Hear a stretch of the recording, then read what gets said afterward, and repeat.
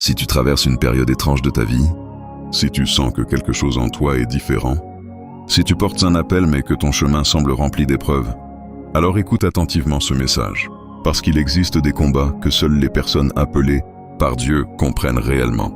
Il y a des saisons où tout semble bloqué, des saisons où les portes se ferment sans explication, des saisons où même les personnes les plus proches de toi ne comprennent plus ce que tu traverses.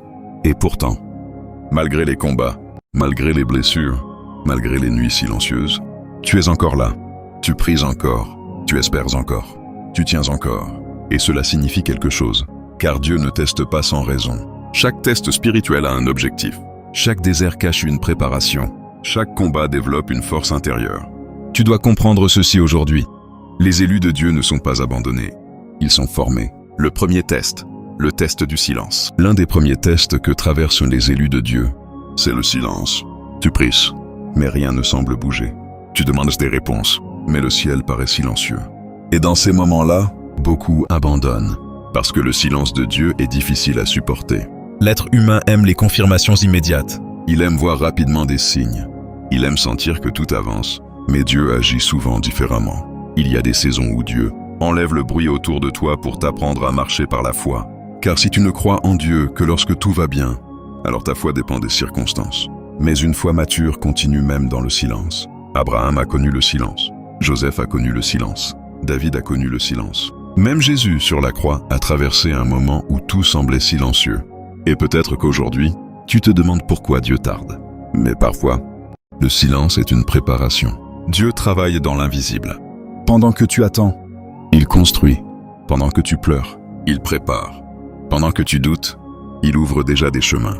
Le silence de Dieu n'est pas son absence. Le test du rejet. Beaucoup d'élus traversent aussi le rejet. Ils se sentent incompris, différents, parfois même isolés. Et ce rejet peut venir de personnes inattendues, de la famille, d'amis, de personnes qu'ils aiment profondément. Joseph a été rejeté par ses propres frères. David a été oublié par sa famille lorsque Samuel est venu choisir un roi. Même Jésus a été rejeté par ceux qui auraient dû le reconnaître. Pourquoi ce test existe-t-il? Parce que Dieu veut parfois détacher ton cœur de certaines dépendances humaines. Il veut t'apprendre que ton identité ne dépend pas de l'approbation des autres. Car tant que tu cherches constamment la validation humaine, tu resteras fragile spirituellement. Le rejet fait mal, oui. Mais parfois, ce rejet te pousse vers ta destinée. Certaines personnes doivent quitter ta vie pour que tu entres dans la saison suivante. Tu ne peux pas avancer pleinement si tu t'accroches constamment à des relations qui étouffent ton appel. Et même si certaines séparations t'ont brisé, Dieu peut transformer cette douleur en force. Le test de la patience. Le test de la patience est l'un des plus difficiles, parce qu'il est plus facile de commencer avec foi que d'attendre longtemps avec foi. Au début, tu es motivé, tu crois, tu espères, mais lorsque les mois passent, lorsque les années passent parfois, le cœur devient fatigué. Et c'est là que beaucoup abandonnent. Ils abandonnent juste avant l'accomplissement. Dieu prend parfois du temps parce qu'il travaille profondément. Une bénédiction reçue trop tôt peut devenir un danger. Voilà pourquoi Dieu développe d'abord le caractère. Il développe la sagesse. Il développe la stabilité émotionnelle. Il développe la discipline. David a été un roi, mais il a attendu longtemps avant de monter sur le trône. Imagine cela. Il avait reçu une promesse, mais sa réalité semblait complètement opposée. Il était poursuivi, traqué, caché dans des grottes. Et pourtant, Dieu préparait un roi. Tu dois comprendre ceci. Le délai ne signifie pas le refus. Dieu n'est jamais en retard. Le test de la solitude. Il existe une solitude spirituelle que beaucoup d'élus connaissent. Une saison où Dieu réduit certaines distractions. Tu remarques que certaines relations disparaissent. Certaines conversations deviennent vides. Certaines fréquentations ne correspondent plus à ton esprit. Et parfois, tu te demandes pourquoi tu te sens si seul. Mais Dieu utilise souvent la solitude pour parler profondément au cœur. Moïse a connu le désert. Jean-Baptiste a connu le désert. Jésus lui-même se retirait souvent seul pour prier. La solitude spirituelle n'est pas toujours une malédiction. Parfois, c'est une invitation. Une invitation à développer une relation plus profonde avec Dieu. Car lorsque tout le monde disparaît, tu découvres qui soutient réellement ton âme.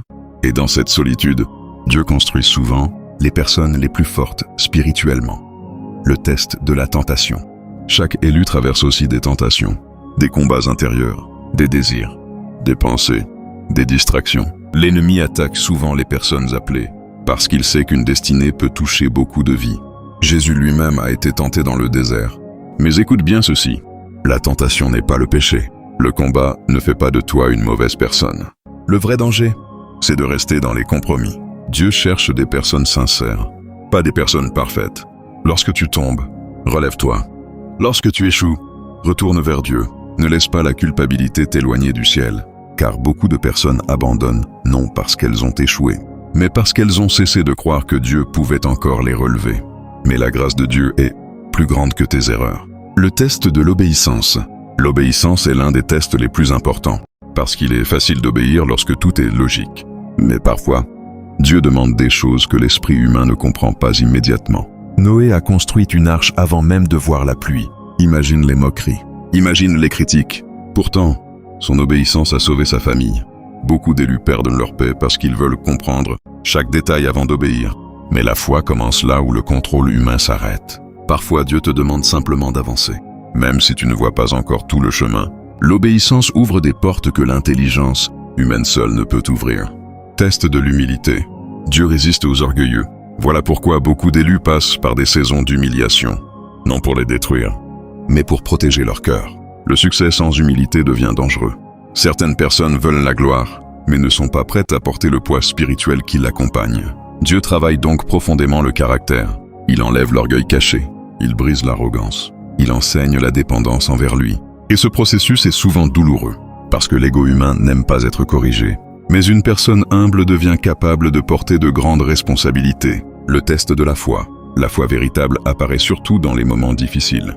Lorsque tout va bien, il est facile de croire, mais lorsque les finances deviennent compliquées, lorsque les portes restent fermées, lorsque les réponses tardent, alors la foi devient un combat.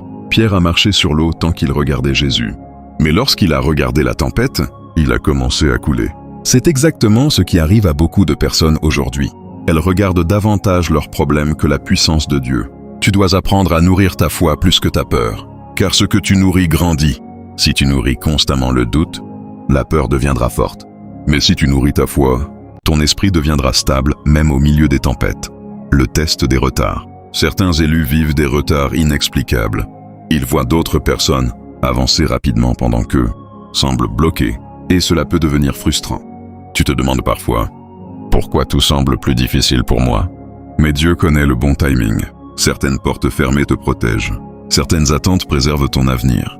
Car tout ce qui arrive rapidement n'est pas toujours bon. Dieu préfère parfois te faire attendre, plutôt que de te laisser entrer dans une saison qui pourrait détruire ton équilibre. Tu dois apprendre à faire confiance au temps de Dieu, même lorsque tu ne comprends pas. Le test de la fidélité dans les petites choses. Beaucoup rêvent des grandes plateformes, des grandes opportunités, des grandes bénédictions. Mais Dieu observe d'abord ce que tu fais dans le secret. Ton attitude, ta discipline, ton intégrité. David était fidèle avec quelques brebis avant de diriger une nation. Joseph était fidèle en prison avant de gouverner l'Égypte. Dieu regarde la fidélité dans l'invisible, parce qu'une personne fidèle dans les petites choses pourra aussi rester stable dans les grandes. La révélation finale. Écoute bien ceci maintenant. Tous ces tests ne signifient pas que Dieu t'a abandonné. Au contraire, ils peuvent être la preuve que Dieu travaille profondément dans ta vie, car les élus ne sont pas appelés à vivre superficiellement. Ils sont formés dans le feu. Le feu purifie, le feu révèle, le feu transforme. Et même si certaines saisons ont été douloureuses, elles ont aussi développé une force intérieure que tu n'aurais jamais obtenue autrement. Regarde tout ce que tu as déjà traversé. Tu as pleuré, tu as douté, tu as été blessé, mais tu es encore là. Et cela signifie que Dieu t'a soutenu jusqu'ici. Tu n'es pas détruit, tu es en transformation, prie même lorsque tu ne ressens rien. Lis la parole de Dieu quotidiennement. Éloigne-toi des environnements qui détruisent ta paix. Arrête de comparer ton parcours à celui des autres. Protège ton esprit des pensées négatives. Entoure-toi de personnes qui nourrissent ta foi. Rappelle-toi régulièrement tout ce que Dieu a déjà fait pour toi. Et surtout, ne prends pas de décisions importantes sous le poids de l'émotion. Attends la paix de Dieu, le jour où tout changera. Écoute bien ceci maintenant. Il existe des saisons où tu as l'impression que rien ne bouge. Mais parfois, un seul moment peut changer toute une vie. Une rencontre, une porte, une réponse, une restauration. Dieu peut transformer une situation très rapidement. Joseph est passé de la prison au palais. David est passé des champs au trône. Et toi aussi. Dieu peut encore ouvrir des chemins inattendus. Ne laisse donc pas les longues saisons te convaincre que rien ne changera jamais. Car le ciel n'a pas oublié ton histoire.